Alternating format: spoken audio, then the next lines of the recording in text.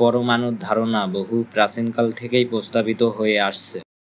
প্রায় ২৫০০ বছর আগে গ্রিক দার্শনিক ডেমোক্রিটাস প্রস্তাব করেছিলেন, কোনো বস্তুকে বারবার ভাঙতে থাকলে একটি নির্দিষ্ট পর্যায়ের পরে আর ভাঙা সম্ভব হবে না। অর্থাৎ কোনো একটি বস্তুকে যতবার ভাগ করা সম্ভব তারও একটা সীমা আছে। এই অবিভাজ্য একক কঠিন অংশটিকেই তিনি বলেছিলেন অ্যাটমস, যা এতটাই ক্ষুদ্র যে মানুষের চোখে দেখা যায় না। তার মতে সবকিছু এই অবিভাজ্য কণা দ্বারা গঠিত এবং এই কণাগুলো অসংখ্য রকমের আকার এবং আকৃতিতে পাওয়া যায়।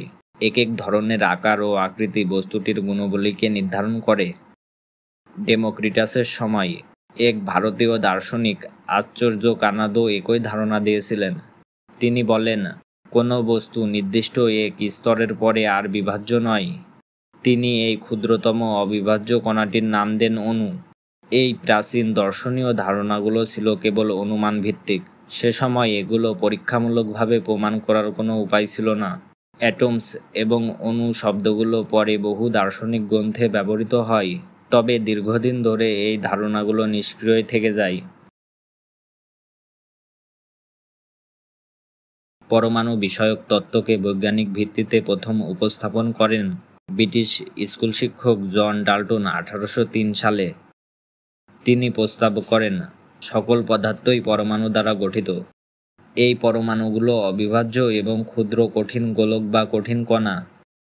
আকার, ভর ও ধর্মের দিক থেকে একটি নির্দিষ্ট মৌলের সব পরমাণু একই রকম। যেমন সোনার সব পরমাণু একই হবে, তাদের আকার, ভর এবং ভৌত ধর্ম এক।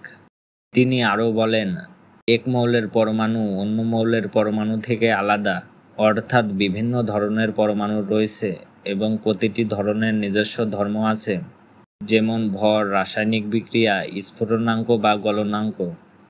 একটি সোডিয়াম পরমাণু কখনোই একটি কার্বন পরমাণুর মতো নয়।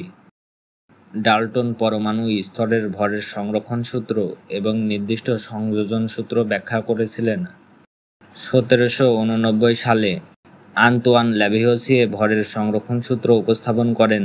এই সূত্র অনুযায়ী কোনো রাসায়নিক বিক্রিয়ায় ভর সৃষ্টি বা ধ্বংস হয় না।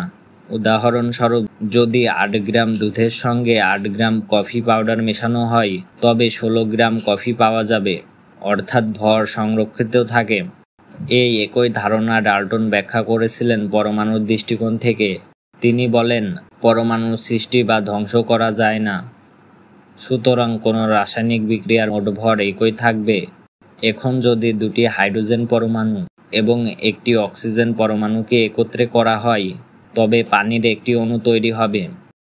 হাইড্রোজেনের পারমাণবিক ভর 1.00784 এবং অক্সিজেনের ভর 15.999।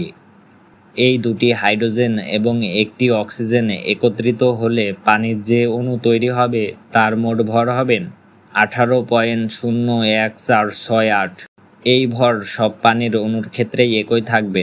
অতএব রাসায়নিক বিক্রিয়ার আগে যত পরমাণু ছিল তাদের মোট ভর এবং বিক্রিয়ার পরে যত পরমাণু থাকবে তাদের মোট ভর সমান থাকবে। আরেকটি গুরুত্বপূর্ণ সূত্র যা ডাল্টন সহজভাবে ব্যাখ্যা করেছিলেন তা হলো নির্দিষ্ট সংযোজন সূত্র। এই সূত্র অনুযায়ী বিভিন্ন মৌলের রাসায়নিক বিক্রিয়ায় সর্বদা নির্দিষ্ট অনুপাতে যুক্ত হয়। ডাল্টনের পারমাণবিক তত্ত্বের সাহায্যে পরবর্তীতে অধিকাংশ পরমাণুর ভর এবং বিভিন্ন অণুর নির্দিষ্ট সংযোজন অনুপাত নির্ণয় করা সম্ভব হয়েছিল। তবে ডাল্টন উপসংহার টেনেছিলেন যে পরমাণুগুলো কঠিন, গোলাকার, অবিভাজ্য এবং চূড়ান্ত কণিকা। এই ধারণা বহু বছর ধরে বৈজ্ঞানিক সমাজে গৃহীত ছিল,